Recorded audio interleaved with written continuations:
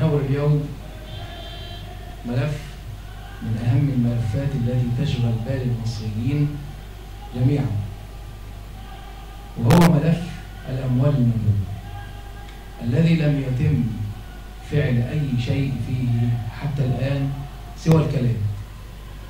فهل يكفي لاسترداد الأموال المنهوبة الضغط على الحكومة أو الضغط على الدول التي يوجد به هذه الأموال بالوسائل القانونية، أم أن هناك وسائل أخرى تجري بالتوازي مع الضغط بالوسائل القانونية مثل الوسائل الدبلوماسية؟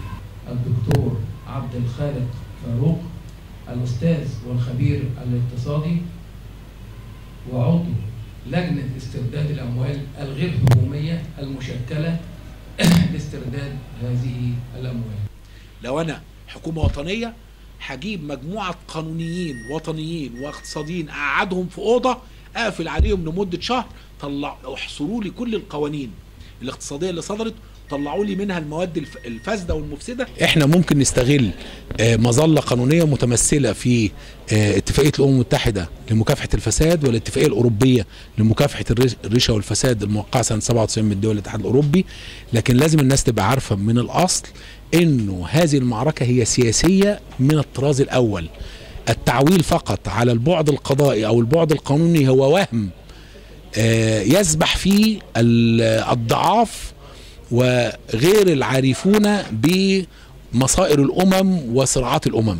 هذه المعركة هي معركة سياسية بداية تتخذ أشكالا قانونية وقضائية من حيث الشكل، لكن هي من حيث المضمون هي معركة سياسية من أجل استرداد هذه الأموال.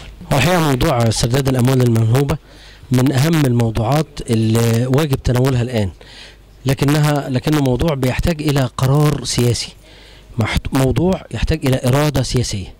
واحنا رأينا ان الاسبوع الثقافي لهذا الموسم 2012 يبدأ بهذه القضية، وان شاء الله هتكون لنا محاضرات متوالية ومتعاقبة من اجل العمل الفعلي والحقيقي وخلق مبادرة شعبية للعمل على استرداد اموال مصر المنهوبة.